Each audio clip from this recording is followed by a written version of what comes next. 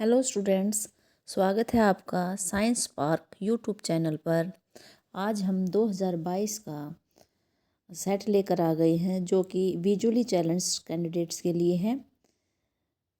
आपका pre board exam होने वाला है, उसके लिए आप सभी प्रीवियस ईयर क्वेश्चन पेपर्स देखिए। सॉल्यूशन इनके साथ दिए गए हैं, आपकी अच्छे से तैयारी होगी, आपको क्वेश्चन समझ में आएगा, उसका आंसर क्या लिखना है, टू द पॉइंट आप आंसर लिख पाएंगे। कितने समय में आप कितना आंसर लिख पाएंगे उसकी भी आप तैयारी कीजिए। अनसॉल्व क्वेश्चन पेपर से आप लिख के देखिए भाई 2.5 घंटे में आप कितना लिख पा रहे हैं, कितना लिख पाएंगे। डायग्राम बना के देखिए, अच्छे से ड्रॉ कीजिए, न्यूमेरिकल के निकालने की प्रैक्टिस कीजिए। और एक एक नंबर वाले क्वेश्चन जो है मल्टीपल MCQs हैं जो तुम्हारे, उसकी अच्छे से तैयारी कीजिए, आपको ज़रूर सफलता मिलेगी। और जिन विद्यार्थियों का पढ़ाई में आतंक है वे विद्यार्थी ज़रूर देखें इन क्वेश्चन पेपर्स को, उनके लिए संजीवनी का काम करेंगे और उनको पास होने के लिए ये सहायता करेंगे। ज़रूर देखिए। चलो शुरू करते हैं आज का क्वेश्चन पेपर। पहला क्वेश्चन है भाग 1 है हमारा सब्जेक्टिव, जो 30 नंबर का है और 1.5 घंटे का है ये। पहला क्वेश्चन है घरेलू विद्युत परिपथों में श्रेणी क्रम संयोजन का उपयोग क्यों नहीं किया जाता। ये पीछे भी पूछा गया था। इसका कारण ये है कि ये क्योंकि श्रेणी क्रम में अगर हम संयोजन करते हैं तो उसमें क्या होता है, अगर एक उपकरण खराब हो जाता है तो पूरा परिपथ टूट जाएगा और सभी उपकरण बंद हो जाते हैं। साथ ही इससे सभी उपकरणों को एक समान और पर्याप्त वोल्टेज नहीं मिलती, जिससे बल्बों की रोशनी कम हो जाती है और कुल प्रतिरोध भी बढ़ जाता है। इसलिए समांतर संयोजन बेहतर है। जैसे कि आप दिवाली पर जब घरों में लड़ियाँ लगाते हैं तो उनमें जो होता है श्रेणी क्रम संयोजन होता है। अगर उनमें से लड़ी का एक बल्ब भी खराब हो जाता है तो सारी लड़ियाँ खराब हो जाती हैं और उसको ढूंढने में भी टाइम लग जाता है भी कौन सा बल्ब है जो ख़राब हुआ है। तो इसमें पैसा भी ख़राब होता है, समय भी ख़राब होता है। और अगर हम घर में एक स्विच ऑन करेंगे तो सभी घर की सभी लाइटें, फ्रिज, टीवी सब चल जाएंगे और अगर स्विच ऑफ करते हैं तो सभी लाइटें वगैरह सब बंद हो जाते हैं।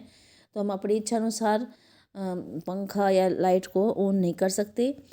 और इसलिए हमें श्रेणी क्रम संयोजन को न अपना कर समांतर क्रम में घरों में अपना परिपथ का उपयोग करना चाहिए, समांतर क्रम वाला। तो ये 2 नंबर में हमारा क्वेश्चन है। अगला देखिए, चुंबकीय क्षेत्र को उत्पन्न करने के 2 तरीकों की सूची बनाइए। इसका आंसर नीचे है, नीचे देखिए। पहला तो स्थायी चुंबक द्वारा, यानी जो चुंबक होता है उस द्वारा। नाल चुंबक भी होता है, छड़ चुंबक भी होता है, उसके खुद के अंदर ही ऐसा गुण होता है कि वो चुंबकीय क्षेत्र अपने आप उत्पन्न कर देता है अपने चारों तरफ। तो चुंबकीय क्षेत्र क्या होता है, उसके चारों तरफ की वो जगह होती है जहाँ तक वो अपना चुंबकीय प्रभाव दिखाता है। तो ये चुंबकीय क्षेत्र स्थायी चुंबक के द्वारा जो उत्पन्न होता है वो हो जाएगा। दूसरा है विद्युत धारा प्रवाहित करके, जैसे सीधी तार में हम विद्युत धारा प्रवाहित कर रहे हैं, वृत्ताकार लूप में या पाश में कर रहे हैं, परिनालिका में कर रहे हैं, तो इनमें अगर विद्युत धारा प्रवाहित करते हैं तो इसमें क्या हो जाता है, चुंबकीय क्षेत्र उत्पन्न हो जाता है। ये चुंबकीय प्रभाव दिखाते हैं। तो इसलिए दूसरा जो है तरीका है वो विद्युत धारा प्रवाहित करके है। तो ये 2 तरीके आप लिख सकते हैं और ये 2 नंबर का क्वेश्चन है। अगला क्वेश्चन देखिए, तेल और वसायुक्त खाद्य पदार्थों को नाइट्रोजन से प्रभावित क्यों किया जाता है। ये क्वेश्चन भी बहुत बार आया है। नाइट्रोजन जो होती है एक अक्रिय गैस होती है और ये तेल और वसायुक्त खाद्य पदार्थों का उपचयन होने से रोकती है।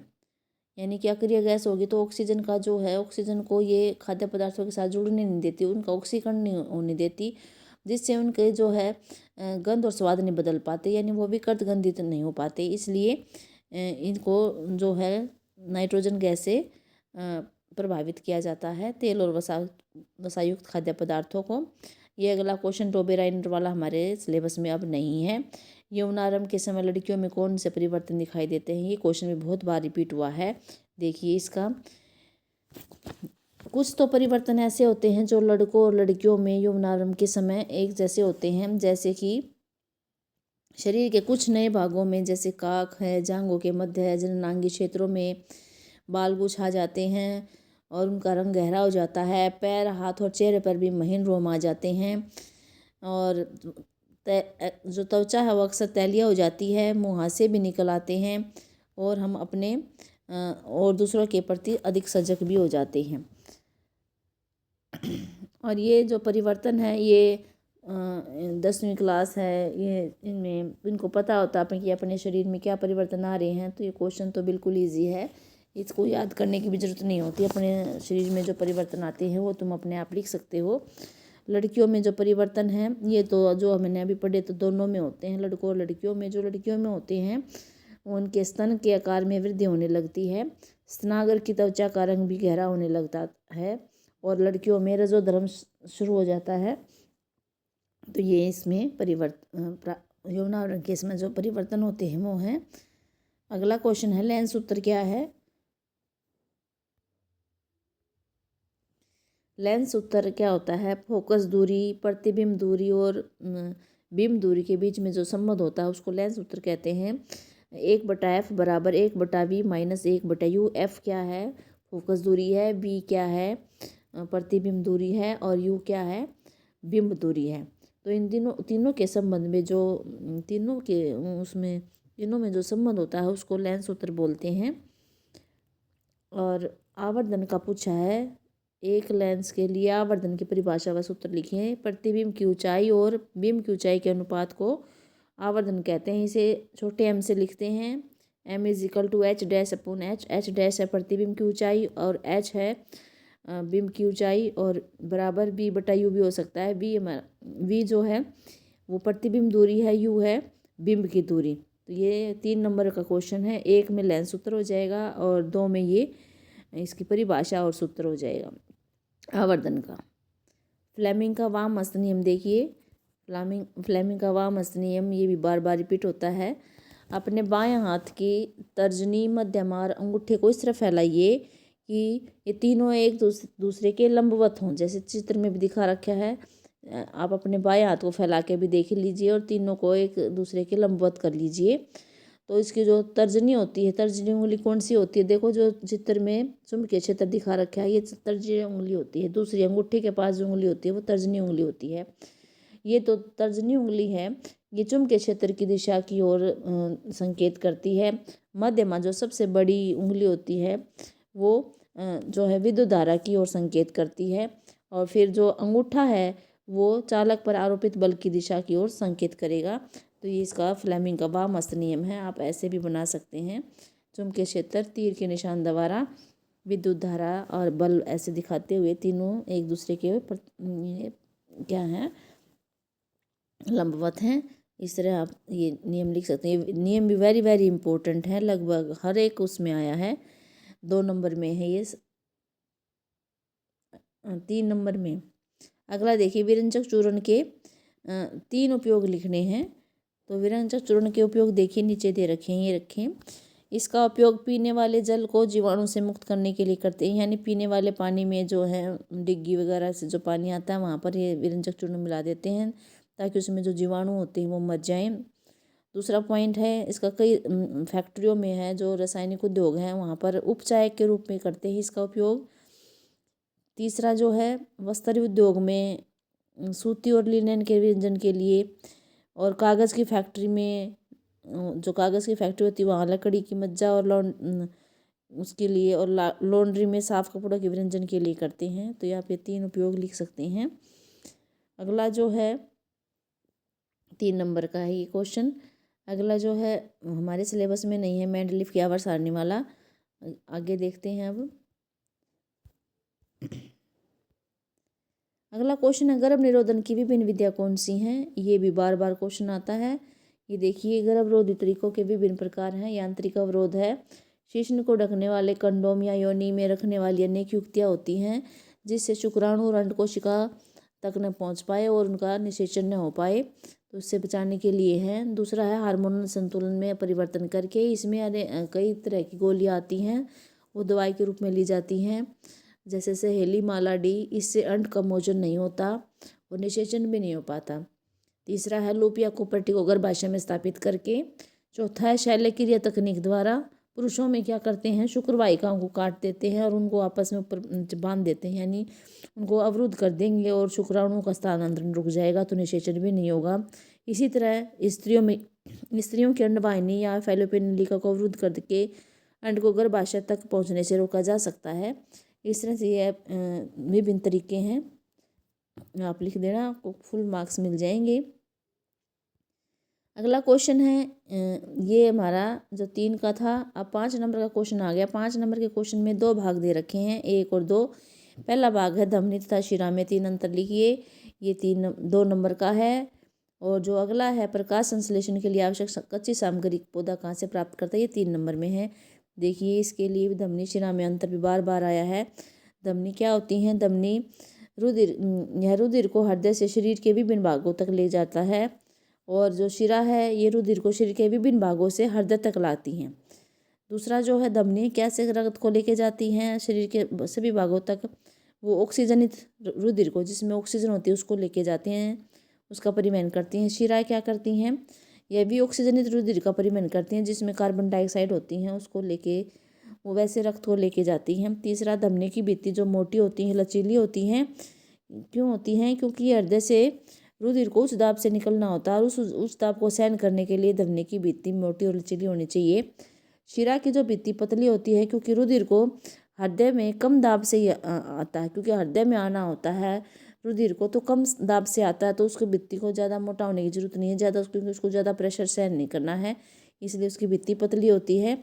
अगला क्वेश्चन था जो हमारा है कि भाई प्रकाश संश्लेषण के दौरान कच्चे पदार्थ कहाँ से लेता है, तो इसमें स्वपोषी पोषण में प्रकाश संश्लेषण होता है। स्वपोषी पोषण में क्या होता है, हरे पौधे हैं, शैवाल है, कुछ जीवाणु हैं, वो सरल अकार्बनिक पदार्थों CO2 H2O का प्रयोग करके सूर्य के प्रकाश और क्लोरोफिल की उपस्थिति में भोजन का निर्माण करते हैं। अभी हमारा CO2 आता कहाँ से है, ये वायुमंडल से आता है, रंध्र द्वारा पत्ती में चला जाता है, प्रवेश करता है। पानी और खनिज लवण कहाँ से आते हैं, जड़ से, मिट्टी से आएंगे, जड़ ले अवशोषित कर लेती हैं उनको, और जाइलम द्वारा सभी भागों तक पहुंचा दिया जाता है। क्लोरोफिल पत्तियों में उपस्थित होता है, हरित लवक में पाया जाता है, जो सूर्य के प्रकाश को अवशोषित करता है। चौथा है सूर्य का प्रकाश, और यह सूर्य से प्राप्त होता है। आप ये चार जो चीज़ें लिख देना, और ये उत्पाद उपोत्पाद और ये लिखने की ज़रूरत नहीं है, तो आपका ये क्वेश्चन हो जाएगा। अगला देखिए,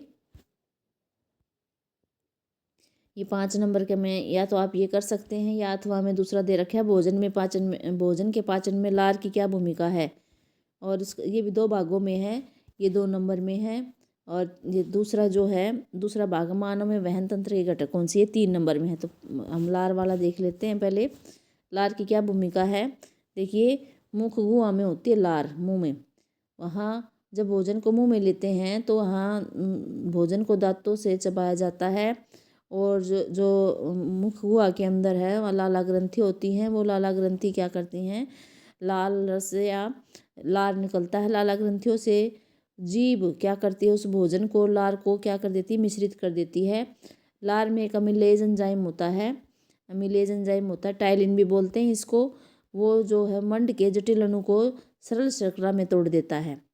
ये देखिए कार्बोहाइड्रेट क्या है, ये वो है मंड है, जटिल अणु है, एमिलेज एंजाइम है, तो सरल शर्करा में टूट जाता है।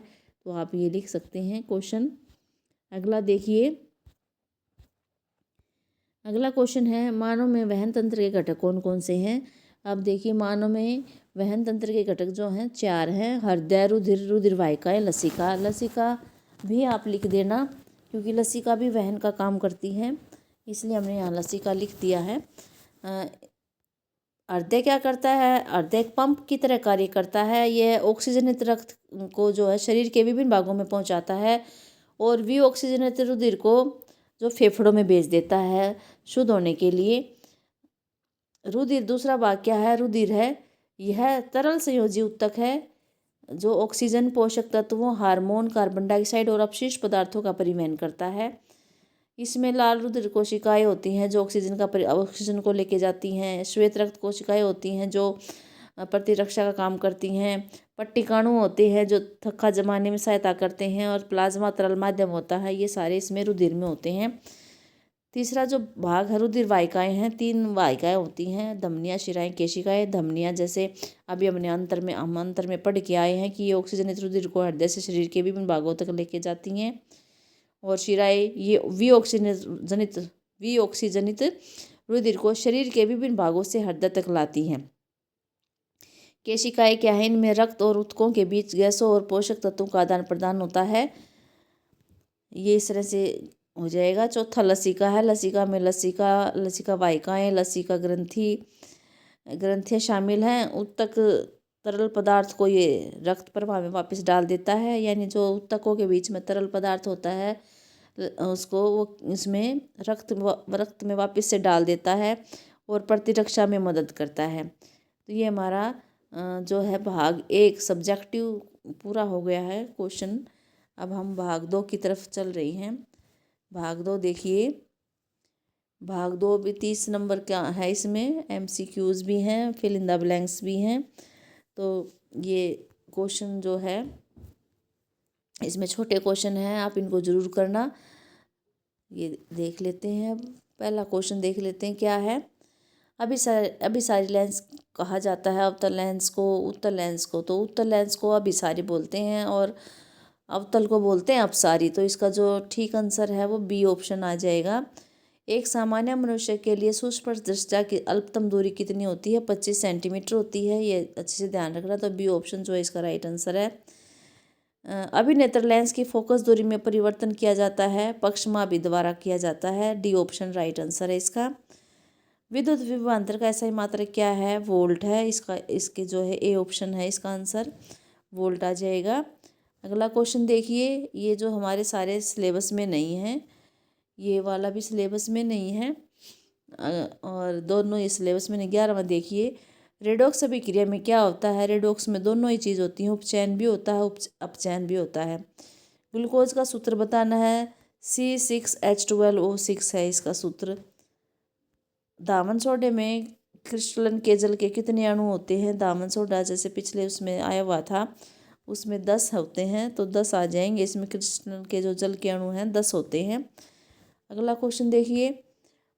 सोडियम का इलेक्ट्रॉनिक विन्यास है 11, परमाणु संख्या होती है तो 2, 8, 1 उसका इलेक्ट्रॉनिक विन्यास हो जाएगा।